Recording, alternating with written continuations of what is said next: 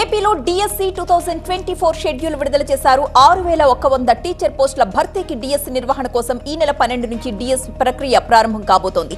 ఇందులో 2280 SGT, 2299 school assistants, 1264 TGT, 215 PGT, principals 42 పోస్టులున్నాయి.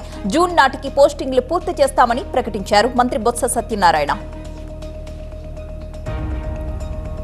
Delhi టూర్లో భాగంగా ఇవాళ రాత్రికి కేంద్ర హోంమంత్రి అమిత్ షా భేటీ కానున్నారు. చంద్రబాబు అయితే పొత్తులపై అమిత్ షాతో చర్చించనున్నారు. పొత్తులపై ఇప్పటికే ఏపీ బీజేపీ నేతలను ఆరా తీసిన అమిత్ షా పొత్తు అవసరాలు, పార్టీ నేతల అభిప్రాయాలు తెలుసుకున్నారు. ఈ క్రమంలోనే ఇద్దరికీ మేలు జరిగేలా పొత్తులు ఉండాలంటున్నారు బీజేపీ నేతలు. ఇక పొత్తుల్లో భాగంగా 8 ఎంపీ సీట్లు, 25 అసెంబ్లీ సీట్లు ఇవ్వాలని బీజేపీ నేతలు కోరుతున్నట్లుగా తెలుస్తోంది. అయితే 3 ఎంపీ సీట్లు, 5 నుంచి 10 ఎమ్మెల్యే సీట్లు ఇస్తామని టీడీపీ అగ్రనేతలు చెప్తున్నట్టుగా ప్రచారం జరుగుతోంది. ఈ క్రమంలో అమిత్ షా, చంద్రబాబు చర్చల్లో పొత్తులపై ఒక క్లారిటీ వచ్చే అవకాశం ఉంది. చంద్రబాబు ఎవరితో కలిసినా కలవకపోయినా తమకు సంబంధం లేదన్నారు మంత్రి బొత్స సత్యనారాయణ. ప్రజలు తమతోనే ఉంటారనే నమ్మకం, విశ్వాసంతో తమ పార్టీ ఒంటరిగా ఎన్నికలకు పోతుందని తెలిపారు బొత్స. తాము ప్రజల అవసరాలన్నీ తీరుస్తామని అన్నారు. రాజకీయ నాయకుల భద్రతపై ప్రభుత్వానికి కొన్ని పారామీటర్లు ఉంటాయన్నారు బొత్స. టీడీపీ బలంగా ఉంటే పొత్తులెందుకు అని ప్రశ్నించారు మంత్రి కాకాణి. జగన్ పై ప్రతిపక్షాలన్నీ ఏకమవుతున్నాయన్న చర్చ ప్రజల్లోనూ జరుగుతోందన్నారు.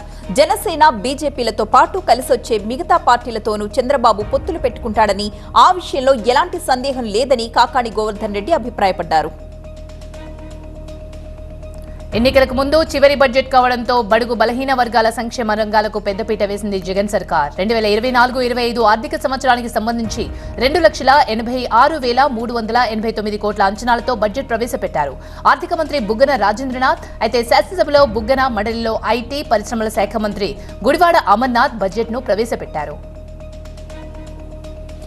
ఏపీ బడ్జెట్లో ఆదాయ వ్యయం 2,30,110 కోట్ల రూపాయలు ఉండగా మూలధన వ్యయం 30,530 కోట్ల రూపాయలుగా ఉంది. ఇక రెవెన్యూ లోటు 24,758 కోట్ల రూపాయలుగా ఉండగా ద్రవ్య లోటు 55,817 కోట్లుగా చూపించారు బుగ్గన. జీఎస్టీపీలో ద్రవ్యలోటు 3.51% చూపించగా రెవెన్యూ లోటు 1.56% ఉంటుందని అంచనా వేశారు ఆర్థిక మంత్రి బుగ్గన. బడ్జెట్లో వ్యవసాయానికి అధిక ప్రాధాన్యత ఇచ్చింది ప్రభుత్వం. సీఎం జగన్ బడ్జెట్ ను పవిత్ర గ్రంథంతో పోల్చారు బుగ్గన. అయితే విదేశీ ఉన్నత విద్యా పథకాన్ని పారదర్శకంగా అమలు చేస్తున్నామని, ఉన్నత విద్యలో 6.62% డ్రాపౌట్ శాతం తగ్గిందని ప్రస్తావించారు ఆర్థిక మంత్రి బుగ్గన. 99.81% పాఠశాలల్లో కనీస మౌలిక సదుపాయాలు అందించామని, ఏటా 47 లక్షల మందికి ఫ్రీ స్కూల్ కిట్లు పంపిణీ చేస్తున్నట్లు గుర్తు చేశారు. గత 5 ఏళ్ల పాలనలో అద్భుతమైన విజయాలు సాధించగలిగామన్నారు ఏపీ ఆర్థిక మంత్రి బుగ్గన. స్థూల ఉత్పత్తి రేటులో 14వ స్థానం నుంచి 4వ స్థానానికి చేరుకున్నాం. సులభతర వాణిజ్యంలో అగ్రస్థానంలో కొనసాగుతున్నాం. రైతులందరికీ ఉచిత పంటల బీమా అమలు చేసే ఏకైక రాష్ట్రంగా మనమే ఉన్నాం. ఇంతకంటే ఇంకేం కావాలి అన్నారు. ఏపీ అసెంబ్లీలో ప్రారంభమైన కొద్దిసేపటికే గందరగోళం నెలకొంది. వాయిదా తీర్మానాలపై చర్చకు పట్టుబట్టిన టీడీపీ సభ్యులు వెల్లోకి వెళ్లి ఆందోళనలు కొనసాగించారు. పేపర్లు చింపి స్పీకర్పై విసిరారు. పదే పదే సభకు అడ్డు తగులుతున్న విపక్షం తీరుపై వైసీపీ నేతలు మండిపడ్డారు. టీడీపీ సభ్యుల ఆందోళన విరమించకపోవడంతో చివరికి వారిని ఒకరోజు సస్పెండ్ చేశారు స్పీకర్ తమ్మినేని సీతారాం. కౌలు రైతుల ఆత్మహత్యలు ఏపీలోనే ఎక్కువ జరుగుతున్నాయని ఆరోపించారు టీడీపీ నేతలు. దేశంలోనే 2వ స్థానంలో ఏపీలో ఆత్మహత్యలు ఉన్నాయని, అన్నదాతల్ని ఆదుకోవాలని టీడీపీ ఎమ్మెల్యేలు ఆందోళన చేశారు. ప్లకార్డులు, బ్యానర్లు పట్టుకుని ర్యాలీ చేశారు టీడీపీ ఎమ్మెల్యేలు. అసెంబ్లీలో టీడీపీ డ్రామాలు ఆడుతుందని ఆరోపించారు ఏపీ మంత్రి చెల్లుబోయిన వేణుగోపాల్. సీఎం జగన్ చేస్తున్న మంచి పనుల గురించి టీడీపీ వినలేకపోతుందని ఆయన విమర్శించారు. మీడియాలో కనిపించేందుకే టీడీపీ సభ్యులు నిరసన చేపడుతున్నారని తెలిపారు. ప్రజల కోసం పనిచేయకపోయినా ప్రజలు మనల్ని ఏమీ చేయలేరనే భావనతో టీడీపీ ఉందని ఏపీ మంత్రి అన్నారు. తెలంగాణలో మిషన్ భగీరథ పనులపై విజిలెన్స్ విచారణకు సర్కార్ గ్రీన్ సిగ్నల్ ఇచ్చింది. 6,000 నుంచి 7,000 కోట్ల పనుల్లో అవినీతి జరిగినట్లుగా గుర్తించింది. ఇంట్రా విలేజ్ పనుల్లో గోల్మాల్ జరుగుంటుందని అనుమానిస్తున్నారు. ఆర్డబ్ల్యూఎస్ పనుల్ని భగీరథ లెక్కల్లో చూపినట్లు గుర్తించారు. నల్లాలు, పైప్ లైన్లు వెయ్యకుండానే బిల్లులు తీసుకున్నారు అన్న ఆరోపణలతో విచారణకు ఆదేశించారు సీఎం రేవంత్ రెడ్డి.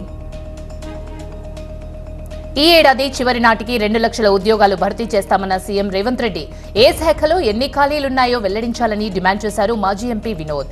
కేసీఆర్ హయాంలో నియామకాల ప్రక్రియ పూర్తయిన ఉద్యోగాల్ని కూడా కాంగ్రెస్ ప్రభుత్వం తమ ఖాతాలో వేసుకుందని అన్నారు. ప్రభుత్వం మొదట 60% ఖాళీలు భర్తీకి శ్రీకారం చుట్టిందని, మిగతా వాటిని కూడా డిసెంబర్ నాటికి భర్తీ చేయాలని డిమాండ్ చేశారు వినోద్.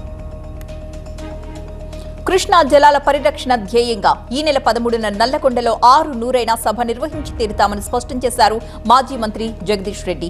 ఈ సభని అడ్డుకోవడం ఎవరి వల్ల కాదన్నారు. తెలంగాణ కోసం పోరాడిన తమకు రేవంత్, కోమటిరెడ్డి లాంటి వాళ్లు మాకు లెక్క కాదని ఆయన అన్నారు. జగదీష్ రెడ్డి తప్పు చేసిన వారు ఎప్పుడూ భయపడతారని, ఇప్పుడు భయం కేసీఆర్ లో మొదలైందని అన్నారు మంత్రి జూపల్లి కృష్ణారావు. కేంద్ర ప్రభుత్వానికి తలొగ్గిన బీఆర్ఎస్ ప్రభుత్వం రాష్ట్ర నీటి వాటాను వదిలిపెట్టిందని ఆరోపించారు. ఆ పార్టీ పరిస్థితి ఇప్పుడు దొంగే దొంగ అన్నట్లుగా ఉందని అన్నారు జూపల్లి. పార్లమెంట్ ఎన్నికల్లో కేసీఆర్ పరువు కోసం తాపత్రయపడుతున్నారని ఎద్దేవా చేశారు.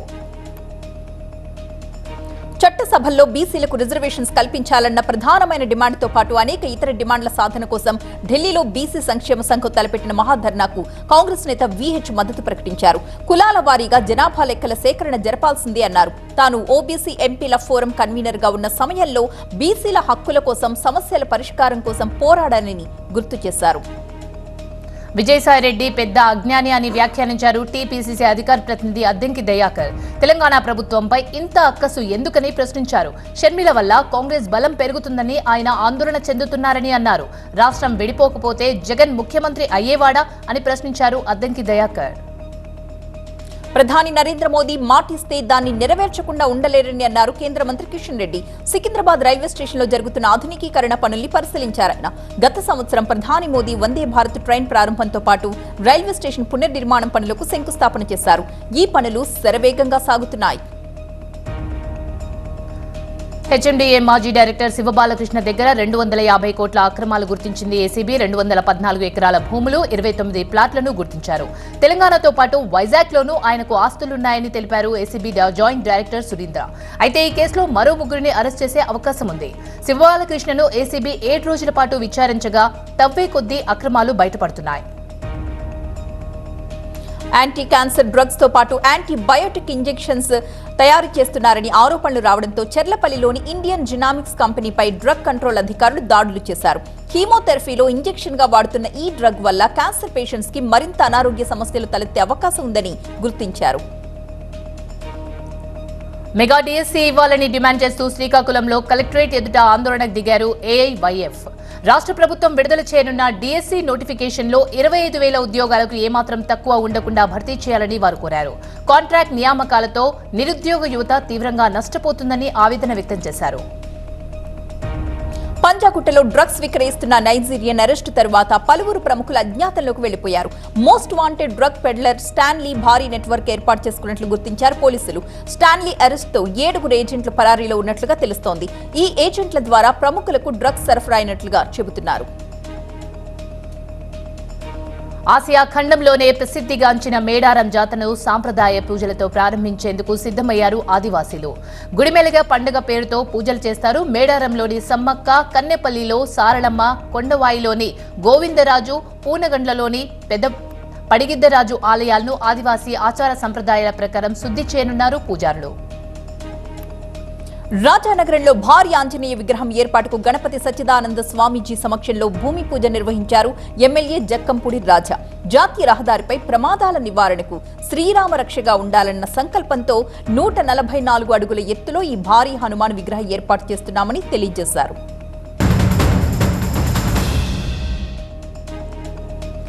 ఎన్నికలు సమీపిస్తున్న నేపథ్యంలో విశాఖలో పోలీసులు విస్తృత తనిఖీలు చేస్తున్నారు. నగర వ్యాప్తంగా 14,000 వరకు వాహనాలను తనిఖీ చేశారు పోలీసులు. భారీగా బంగారు, వెండి నగదును సీజ్ చేశారు. దువ్వాడ పోలీస్ స్టేషన్ లిమిట్స్ లో 8.5 కోట్ల విలువైన 14.47 కేజీల బంగారం, 13.314 కిలోల వెండిని స్వాధీనం చేసుకున్నారు. నంద్యాలలో ఒక ఇంట్లో భారీగా వెండి వస్తువులు స్వాధీనం చేసుకున్నారు పోలీసులు. ఈ వస్తువులకు ఎలాంటి బిల్లులు లేవని గుర్తించారు. మహారాష్ట్రకు చెందిన వ్యక్తులు గుట్టుగా వెండి వస్తువులు అమ్ముతున్నట్లుగా పోలీసులకు సమాచారం అందింది. స్వాధీనపరుచుకున్న వస్తువుల విలువను లెక్కపెడుతున్నారు.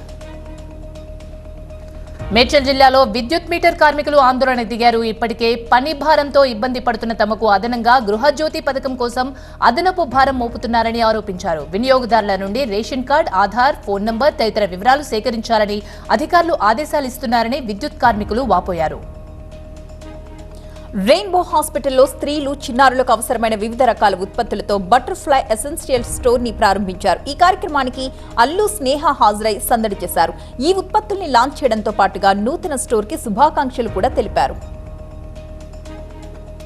మాజీ ఎమ్మెల్యే బీఆర్ఎస్ నేత బల్కా సుమన్ పై బండి సంజయ్ మండిపడ్డారు. భాష పట్ల నేతలు హద్దుల్లో ఉండాలని సూచించారు. సీఎంను చెప్పుతో కొడతా అనడం తప్పు అన్న బండి, సీఎం కుర్చీకి గౌరవం ఇవ్వాలని, ముఖ్యమంత్రినే చెప్పుతో కొడతావా అనడం కరెక్ట్ కాదన్నారాయన. భూపాలపల్లి జిల్లా రేగొండ నుంచి మహారాష్ట్రకు అక్రమంగా రేషన్ బియ్యాన్ని తరలిస్తున్న డీసీఎంని పట్టుకున్నారు పోలీసులు. స్టేషన్ తరలించిన కాసేపటికే డీసీఎంతో సహా ఎస్కార్ట్ గా వచ్చిన వాహనం కూడా మాయమైపోయింది. పోలీసులే డీసీఎంని మాయం చేశారు అన్న ఆరోపణలు వినిపిస్తున్నాయి. పెండింగ్ లో ఉన్న రియంబర్స్మెంట్ బకాయిలను వెంటనే చెల్లించాలని డిమాండ్ చేస్తూ హైదరాబాద్ బషీర్బాగ్ లో ఏబీవీపీ ఆధ్వర్యంలో విద్యార్థులు ఆందోళన దిగారు. అడ్డుకున్న పోలీసులతో వాగ్వాదం దిగడంతో ఆందోళనకారులను బలవంతంగా స్టేషన్ తరలించారు. కాకినాడ జిల్లా పిఠాపురం జనసేన నేత శ్రీనివాసరావుపై దాడి కోసం దుండగులు రెక్కి నిర్వహించాయని ఆరోపించారు ఆ పార్టీ నేతలు. దుండగుల్ని వెంటనే పట్టుకుని కఠినంగా శిక్షించాలని డిమాండ్ చేస్తూ పోలీసులకు ఫిర్యాదు చేశారు.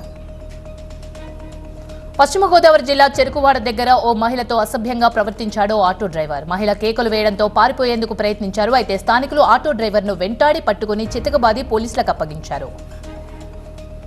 సత్యసాయి జిల్లా వీరాంజనేయపల్లిలో పెళ్లి కుదిరిన తరువాత యువతి పెళ్లికి నిరాకరించింది అన్న మనస్తాపంతో ఒక యువకుడు ఇంట్లో ఫ్యాన్ కి ఉరివేసుకున్నాడు. బంధువుల ఫిర్యాదుతో పోలీసులు కేసు దర్యాప్తు చేస్తున్నారు.